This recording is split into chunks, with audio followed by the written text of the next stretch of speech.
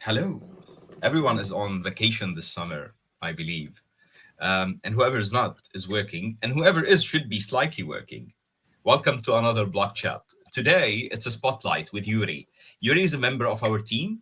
Actually, Yuri used to be a member of our team some years ago, and then left to do some other stuff, and then came back. Today, we'll get to know everything about Yuri, what was his experience early days at Blocksquare doing business development at that time, what have changed today with Yuri doing business development as we speak. And by the way, guys, we have successes after successes that we'll not talk about at the beginning of the session, but we will have Yuri talk about within, with several marketplaces signing up over the past few weeks, and few in the pipeline, and pretty interesting ones. um, Thank you all for joining us. Again, it's Makram Hani and Yuri. Yuri, how are you? Hi. I'm very well. Thanks, Makram. Pleased to be here and thank you for the introduction. It's a very small introduction because I wanted to leave it for you to introduce yourself, to introduce two parts of you since the beginning, prior to Block Yeah, Square. Who is Yuri? And tell us what have you done in the early days and today. I leave it up to you. It's your floor. Go ahead, please. yeah. Thank you again. So perhaps, yeah, to start prior to Blocksquare and also outside of Blocksquare. So I'm a father, I'm a husband. My academic background is in business economics, and since graduation and very early on, I would say that I was always fascinated by trying something new, trying to get that from zero to one, as we say it. I was fortunate enough that already at the beginning of my professional career, just after the graduating from the college, I was able to work with some of the bright minds where we were building and creating new brands in international environment. And definitely, I would say that this period has also paved a very great foundation for all my later work. After it, I also wanted to experience some of the corporate world, as we call it. So working in international key account for one of the largest chemical distribution companies worldwide. And as you know, this kind of environment definitely gives you the perspective, the knowledge, the established business practices while working in a highly stressed environment. And you do learn a lot. But for some, like myself, the excitement of the unknown, the digging into the new territories, exploring new technologies, trying to figure out how to implement new business model in a very foggy environment, in a completely new business environment. So whether identifying new untapped markets or creating innovative solutions, this is something that really excited me already back then. And then also in 2017, as we all know, as we call it, it was back then called what, ICO mania. A lot of new startups emerge within blockchain vertical, and a lot of new startups started to actually to raise ridiculous amounts of money. But then again, in a few months' time, they also disappeared, right? I would say 99% of them. And back then, I also, before even incorporation of the Blocksquare, I joined forces with Victor, Dennis, and Peter, who co-founded Blocksquare. And we started as every other small startup. We started to explore possibilities, doing different business models, digging around and trying to figure out what would make sense within real estate vertical, and how to use blockchain, how to leverage the infrastructure and interior networks, etc. So yeah, very exciting times. So look, guys, this comes from a guy prior to us going on air, he was telling me, "Oh, it's not a problem. The guys will cut parts of it anyway." And I said, "No, we don't cut any part of block chats. They are as is. In the past two sessions, the guys used some technology to remove the silence, but I told them not to use it anymore because the silence is part of the expression. You're a natural, my man. You've done the first 5 minutes of introduction in perfect way. You didn't need any any support on that. Yuri, early days was different. Okay, what Yeah, was so different? Can you tell us so more different. about what you've done then? Today, you're heading business development. What is different today? And tell us more, please, about the experience back then. Tell us, give us experiences and activities that you've done, and how did it look like, and what were the results of it? Maybe functions, events. Tell us more. Yeah. Um, I always like to use metaphors when comparing and describing stories, and also within business. So imagine in 2018 and 19, just imagine yourself being in the mud all the way to your hips and trying to move and trying to look nice and to do good stuff and to create revenues, etc. And um, yeah, Dan is leading as a captain of the ship, and I would say as a first officer, his right hand. Back then in 2018 and 19, it was the Wild West times. We were trying to we connected with hundreds of potential partners, clients, done numerous use cases in all the continents worldwide. We traveled throughout the Europe on conferences, fairs, meetings, panels. We were accepted to the Fusion Geneva Accelerator, won a few awards, also done research for European Commission for the US markets. So you see, and probably also community knows all the things from back then, how it all went. But when being on board of such ship, it's definitely well, if you are the type of person and that you accept the challenges and also the stress at the same time, because again, guys, this kind of work environment is definitely, I would say, for 90% of people, it's out of the questions, and I would not recommend to try it. But when I look back, That's Yuri it telling you was guys, don't work for Blocksquare. Actually, he's saying don't work for Blocksquare back then, and I believe he's right. no. What about now? What about Yeah. today? Well, definitely. If I compare it to nowadays and today's perspective of Blocksquare and the whole environment and ecosystem around it, I think that the best added value is that you have so capable colleagues around you, right?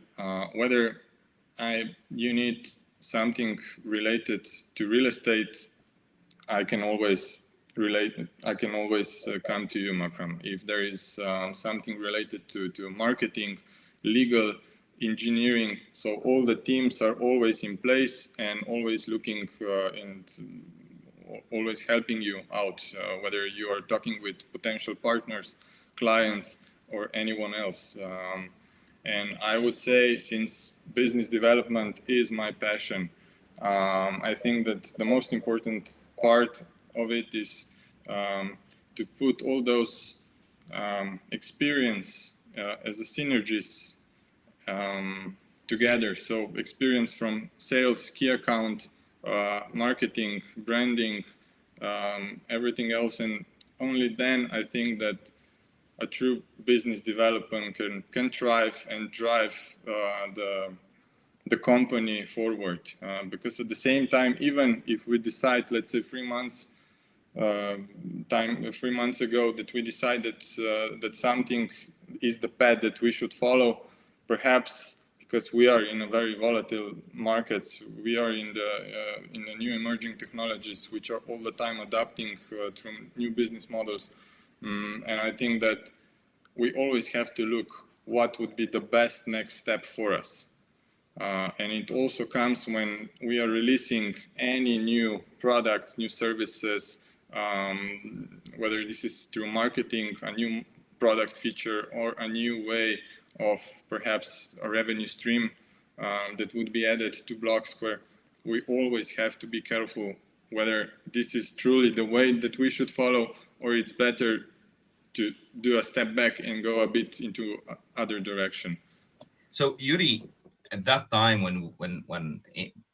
the time of ICO mania and the old boom, the previous Yeah. boom, being the sound of reason in such a jungle, actually you barely get heard, and you actually don't get heard because when there's such level of noise around you and everyone is heading towards the exciting stuff and the stuff where millions become billions and trillions overnight, it's very difficult for you to make sense to people and tell people, hey, listen to me. I'm talking the future of something that is fundamentally right. People would laugh, would say, what does it mean fundamentally right today? Have you um, have you or can you describe for us some of the experiences and difficulties that you've lived at that time? Maybe give us, without naming clients or partners, um, give us scenarios that have taken place and how have you dealt with them and what did it make you feel at that day? Um, yeah, a very good point. Um, the the pain points, even today, but back then even more. The biggest challenges, definitely, in when talking with new partners and clients, is to make sense. Why would they need to tokenize a property? Yeah. Why not to do it through traditional way? They understand, okay, we would digitize the value, we would issue some shares, but it's it's fairly similar how the whole e-commerce industry was like 25, not even 20, but 25, 30 years ago. There were some of the e-commerce sites. Anyhow, today's the largest ones like Amazon or eBay or any other that's a bit more local and nationwide. Um, but you as a customer, you were not trusting them. I remember, and I was growing up with all the technology, I was always afraid. So what? Now we are going to put some credit card number to to one of the third party e-commerce providers, and you immediately thought, okay, they will steal my funds. And if you if you see some similarities nowadays in the tokenization, I would say that we need to overcome um, this this um, first Barrier, yeah? before, yeah, this era of um, I, I think in 2 3 years time we won't be anymore talking about so much about technology. We'll be more about talking about getting access to people to buy fractions of certain desired property, like it's done in while thinking of buying Apple stock or Google stock or any other. But today, and of course, definitely in 18 and 19, there was so many details, and they all wanted to get into into the code. But how the actual iPhone, how does it work? How the wires are connected? But how the image comes to the screen? And this kind of answers you would need to provide when discussing business, not engineer to engineer, but manager to Although it's business irrelevant developer. generally, nobody cares how an iPhone works, but you said it right. You are using it, Very right? soon, hopefully, people will go beyond technology because technology, abundance of technology will be there, and abundance of good quality technology, and then it's all about user friendliness, reliability, and again attracting the right parties to tech. Now, obviously, you left Blocksquare, then you joined back Blocksquare. It means you're excited about something at Blocksquare. What are you excited about? Why would you? You're young, yeah, and Yeah. you have a family, and you today um, spend so much energy and so much time pushing forward a project, a company, a solution. Obviously, you should have sets of belief that are so powerful, belief in the future, and why would you invest that time and effort? Um, can you give me more about that? What is driving you today, Yuri? Yeah. So first of all, I think that real estate tokenization as itself, it's one of the most exciting new industries that it's emerging. I would say it's fairly similar how perhaps people who work in metaverse companies look at it, or how now in AI companies, how engineers or experts are looking at it. And myself and probably also my colleagues within Blocksquare look at the whole tokenization as it is in the same manner. I get a lot of times questions: can we tokenize luxury watches? Can we tokenize classic cars? Can we tokenize paintings? And of course, also it could be used. Even Blocksquare technology could be adapted to those needs. But we specialized in providing infrastructure for commercial real estate, right? Regardless of the size and value. And I think that this is the beauty that we are in a niche market, but at the same time in the biggest asset class in the world. And it's the most traditional one at one point from one side, and could be the most innovative in the following years and decades. And I think that you, as a real estate expert, you would agree. Anyhow, you are, I think, preaching the most how real estate is a traditional market, and how untapped and how many potential there is still, and how many fintech, prop tech possibilities lays around it. You're right. You're right. So let's talk about the coming year, 2 years, and then let's talk about the 5 and 10 years. Yeah. How old is your son? 3 years. 3 years. Was in June. In Yeah, June. Okay. God bless. yeah, So when your son is 10, yeah. what do you see us doing, and where would you see technology and tokenization? When he will be 10, Blocksquare will have hundreds of marketplaces worldwide. And in my view, I think that will be one of the biggest providers for the infrastructure there is. So, like Shopify, what Shopify does for e-commerce, we will do for real estate industry. And let's say within the coming 2 years, so when you're celebrating his fifth birthday, hopefully, Yeah. where do you see and what do you see us doing? We will slowly scale up like we are doing in these days, in these months, and in the year 2023. I think we'll continue in the same pace. I'm sure if within the whole RWA movement will boost even more, I think that it will be a positive impact also for us, because anyhow we are ready, and the more people are talking on macro scale about the tokenization, the better is for us. I think that our team will grow even more. Even within sales and business development, I think that new members will have to come, will have to join us, so we will be able to serve all the potential clients and partners that are coming, and we already have. And yeah, I, that's my view. That's my personal view. cool. Today, do you own real estate? Do you own property? Yeah. Okay. Have you tokenized it? Don't tell me no. Well, no, Is it a family property?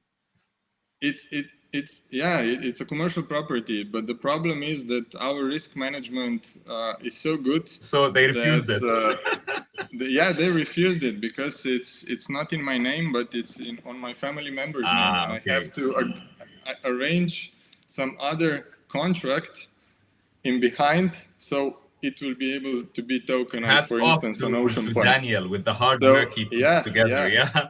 And yeah, definitely. No, I was actually I was pleased with it. You know, that our risk management does work, and that's cool. It does. Actually, it does work. Not only does it work, we have someone in risk management. By the way, Daniel used to be a member of the community prior to him joining our team. He heads risk management today.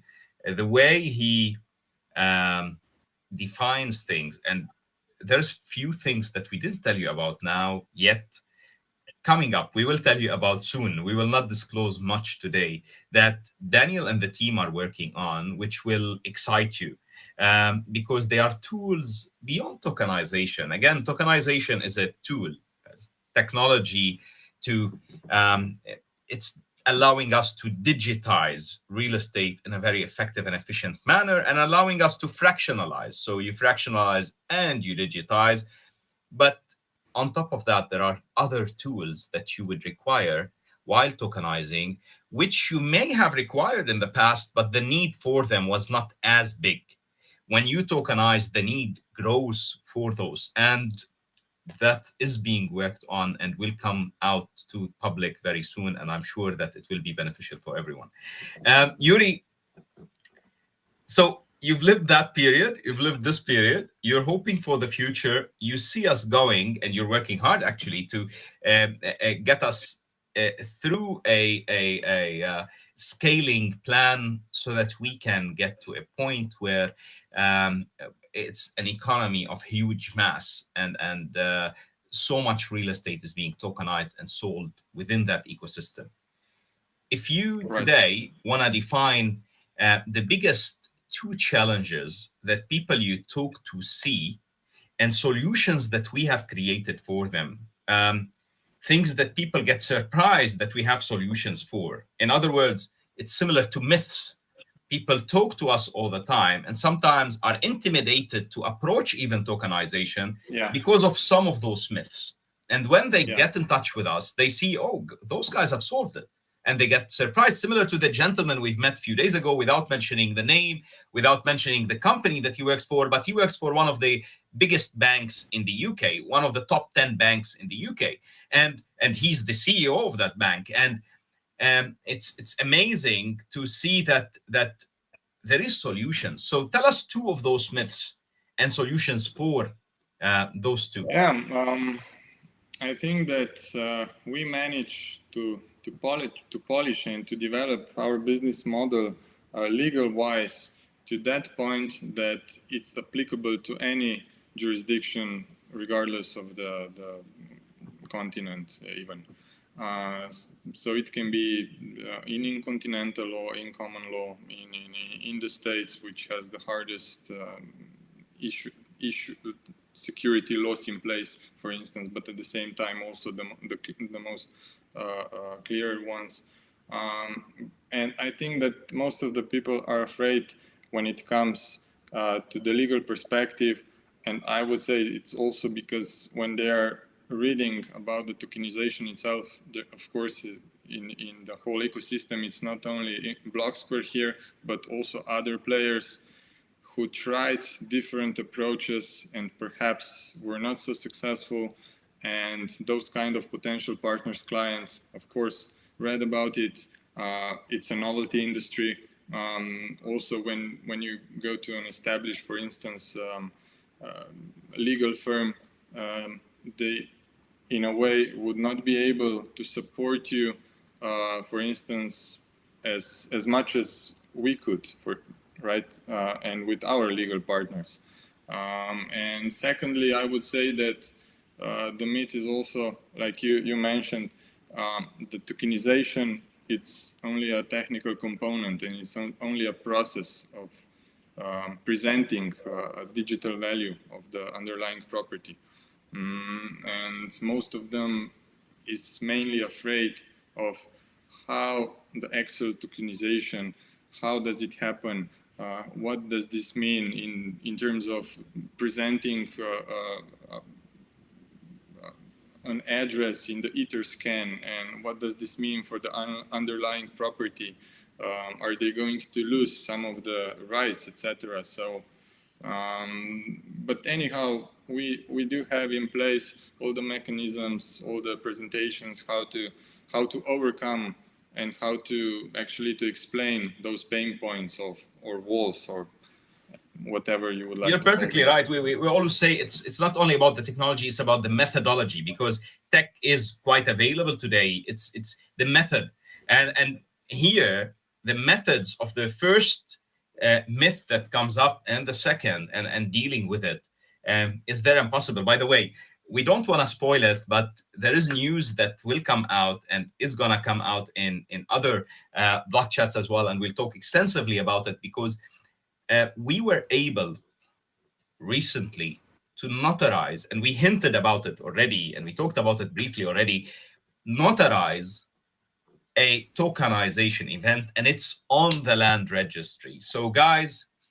the time when you were scared for people rights and people's effective right holding in a property and in a token and what the token represents of economic rights are gone. There is the right method, and we've applied it, and we were able to reach there, Yeah, and we're the first to get there. A second, as Yuri said, we have the mechanisms to protect. Imagine some people contact us and want to tokenize something that looks like the air, and they think that you can have any premium you want over a tokenized asset. Just because it's tokenized, it means it's not real, and that's not right. And they actually are stopped prior to reaching our risk our risk assessment.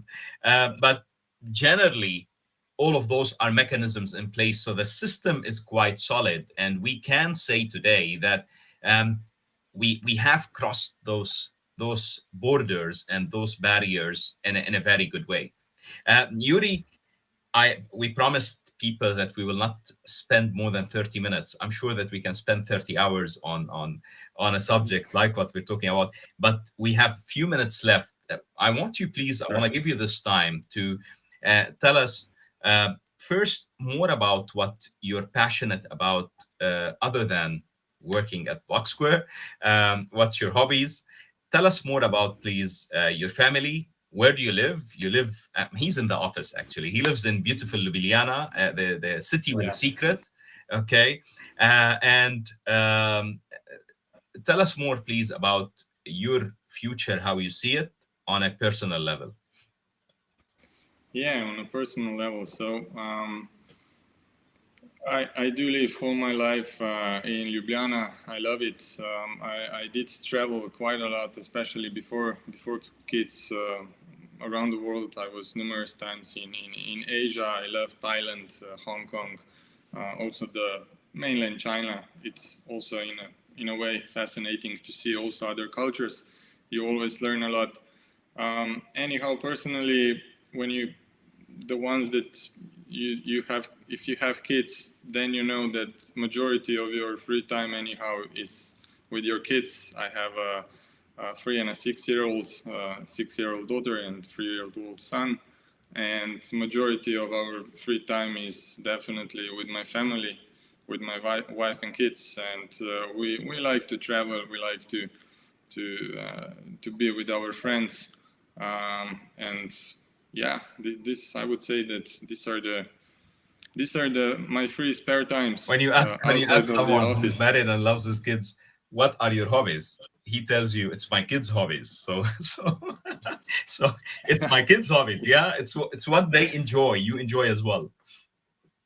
No, but in terms of I do I play tennis. I like to go outside in the winter time. I ski a lot. I like to Do swim you play in the tennis the sea. way I play paddle, for example? Well, we should try once, and Which then is we'll very bad. So, decide the different level. team, you're No, I actually competitive. I trained for 8 years when I was Okay, a youngster. So I never went professional, but perhaps some similarities, like Dennis and Victor.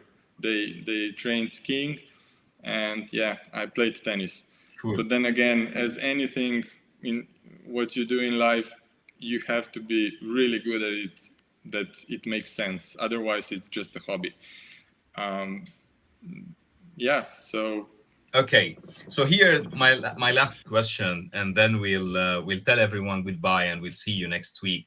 My last question is, Yuri, you are working on getting more marketplaces on board. We have been successful in adding 3 marketplaces over the past few weeks. Um, Actually, it's not only the number of marketplaces, the potential in every partnership we build, because those are partnerships for life that we're building.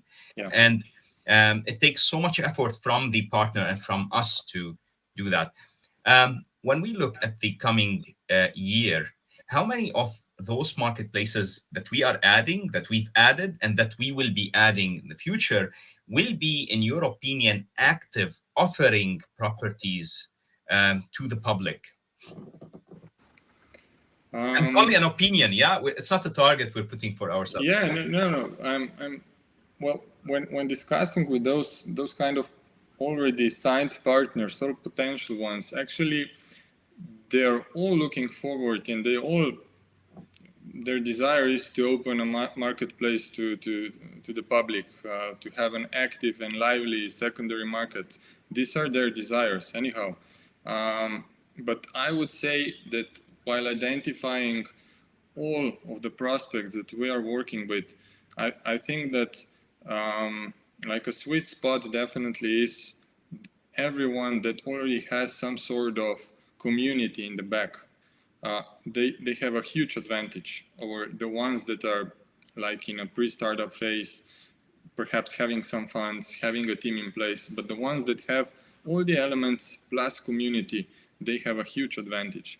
And why I'm saying that, because they already have perhaps a paying customers, they have a trust in the community, and while adding, right, as a new layer, a new vertical in their product line, which is called tokenization or white label marketplace, I think it's a win-win for them.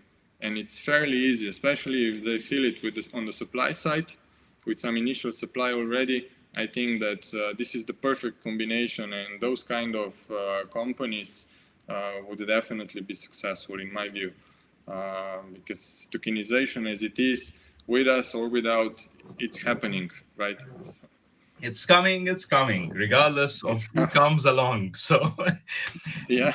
guys, members of our community at Blocksquare and beyond, this is Yuri, heading our business development, another member of our team, of our growing team, and then we'll do more of the spotlights to introduce you to the new members of the team, because we've grown by approximately 100% this year, team wise, the number of members in our team, which we're very happy about. I was chatting with a partner of mine in another business this morning, and he asked me, are you downsizing? I said, what are you talking about?